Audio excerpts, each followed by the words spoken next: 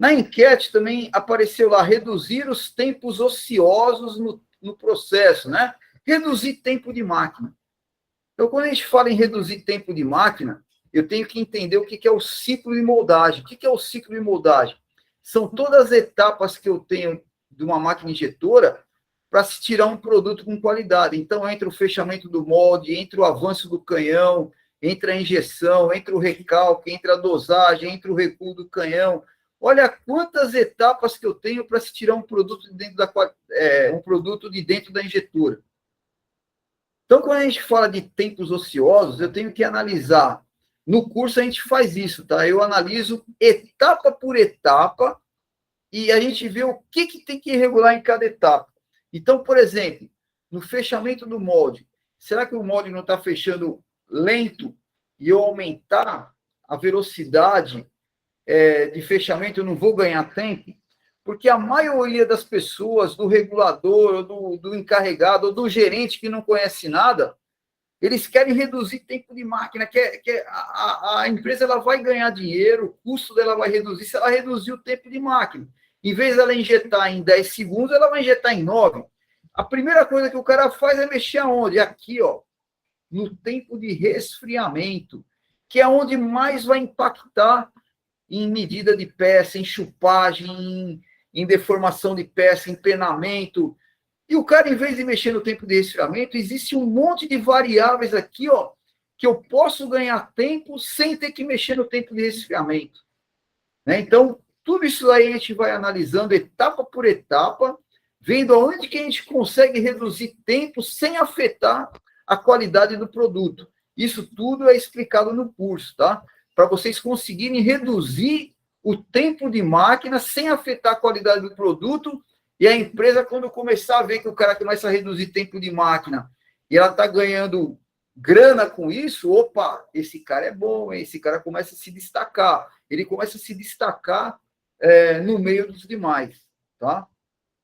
Na enquete, a gente falou também de tirar as peças nas medidas corretas. Olha lá, 36% tem essa dificuldade, ó, de tirar a peça e deixar a peça na medida. Quando a gente fala de medida de peça, a gente tem que falar de contração, né? Então, por exemplo, quando o operador tira a peça do molde, essa peça ela vai sair maior, ela vai ficar maior, menor ou igual à cavidade do molde? Alguém pode me dar essa informação? O operador, quando ele tira a peça de dentro do molde, essa peça vai ficar maior, menor ou igual à cavidade do molde? Acredito que ela vai ficar um pouquinho maior. Maior? Alguém tem outra? Menor? Menor? Alguém dá outra opinião aí? Não estou conseguindo falar. Agora tá. Agora você está falando. Eu estava sem áudio. Ah, tá. Agora já está com áudio. Então, depende da refrigeração que você coloca, né? Também, né? Para ela sair maior ou menor. Aí depende também do tempo de refrigeração da peça, né? Vamos falar assim, ó. Não importa do tempo de resfriamento ou da refrigeração do molde. O que eu perguntei é assim, quando a peça sair do molde, ela vai ficar maior, menor ou igual à cavidade do molde? Eu acredito que sai um pouco menor, né? Bom, professor, eu acho que a peça vai sair menor. Se ele está tirando, está interferindo no produto. Então, vai sair ou falhada ou danificada a peça. Não vai sair por falhada, ela está saindo boa. Então, vamos supor que a peça está saindo boa. Então, vamos lá. Vai sair menor devido à contração um pouco maior. da peça. O tempo, ela vai... É o tempo de contração dela. Eu trabalhei em outra empresa que era de montagem e era de grade de ventilador. Então, o próprio gerente lá, quando a gente reclamava sobre o fato da gente não conseguir fechar a grade frontal com a grade traseira, ele dizia o tempo de contração dela que não chegou ainda. Ela faz uma contração, então tem que aguardar. Só que era muita produção e não tinha tempo de esperar essa contração dela. Eu estou achando que ela sai um pouco maior, ela contrai com o decorrer, como se ela diminuísse. Essa é a minha impressão que dá. Agora eu vou pedir para vocês fecharem o áudio né? Eu vou pedir para vocês fecharem o áudio. Então, ó, no nosso curso online, essa é a diferença. Ó. A gente abre para o pessoal participar.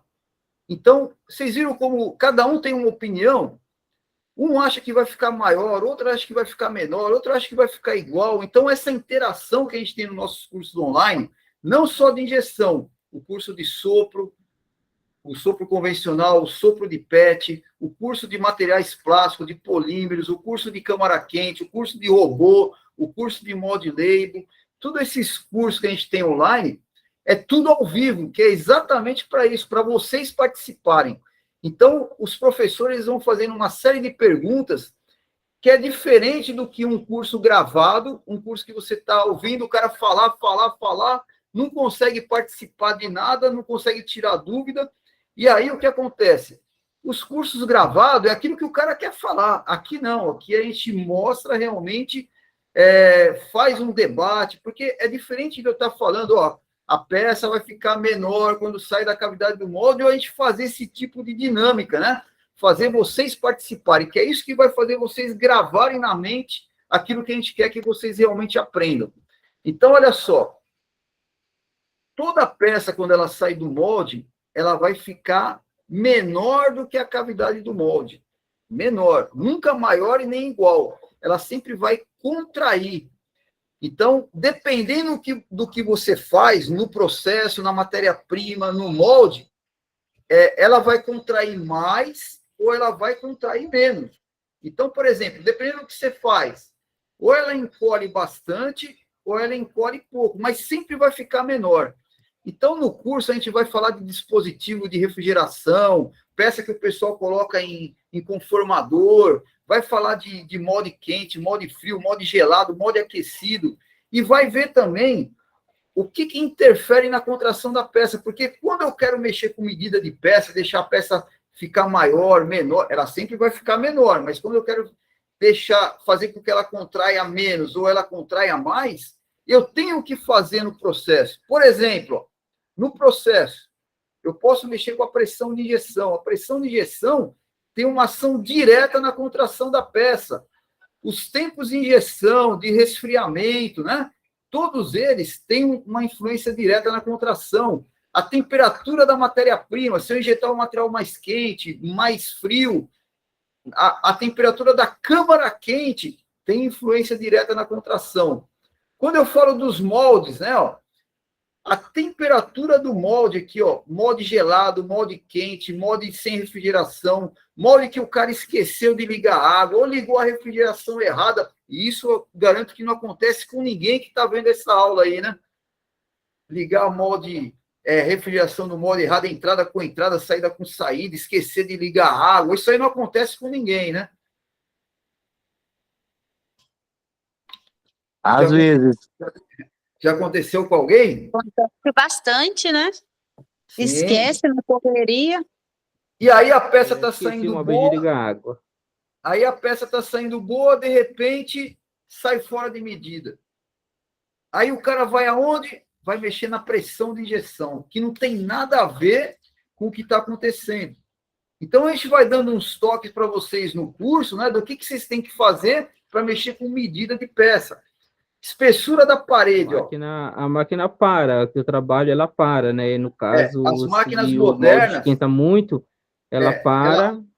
Aí deixa tem eu falar, que...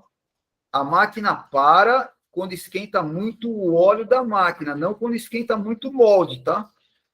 Então, se o molde esquentar muito, a máquina não vai parar.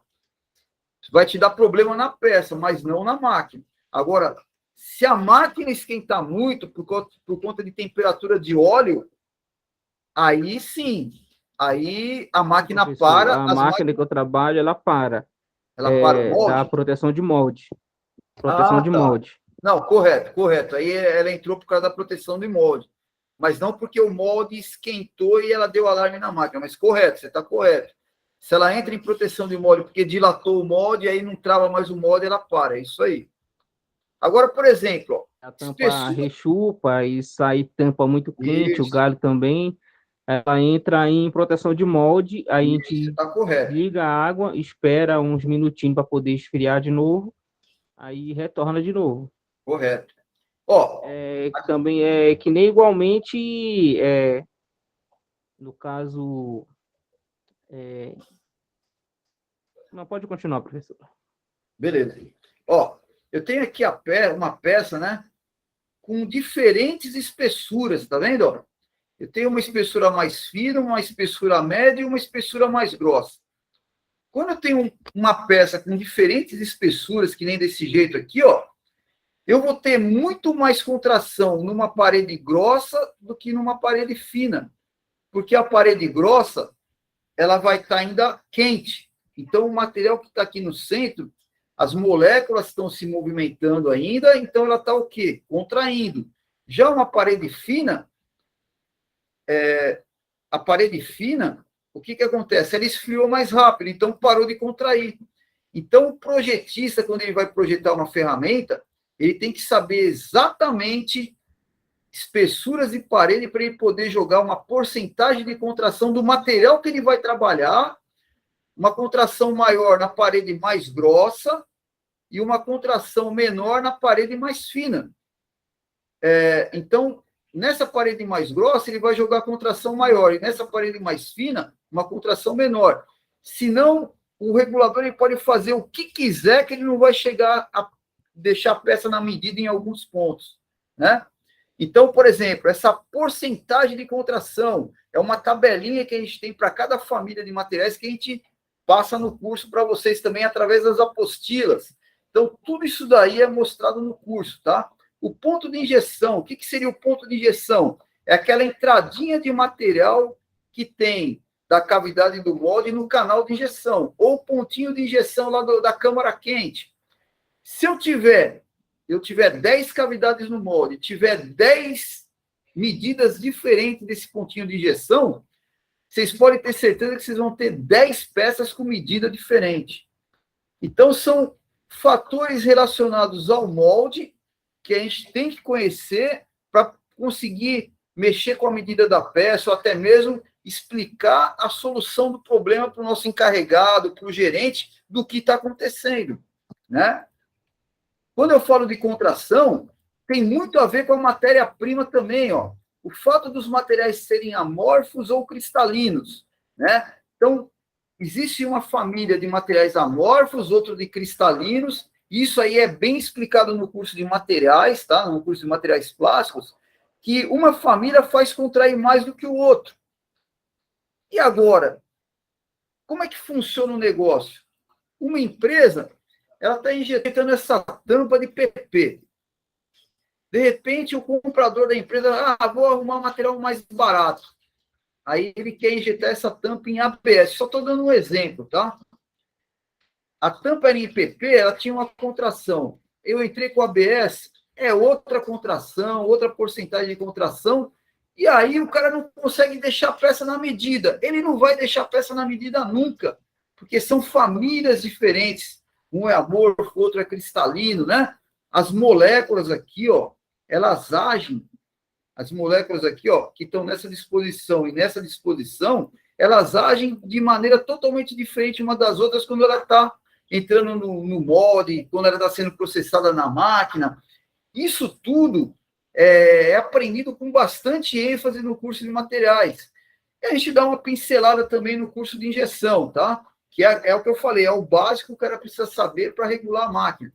E aí o cara é chamado de burro, que não sabe regular a máquina, mas, na verdade, ele não sabe o que está acontecendo ali. É a matéria-prima que está influenciando na regulagem da máquina. Alguém aqui já deve ter passado por essa situação, né? De trocar famílias de materiais e o cara não conseguir chegar na medida de peça.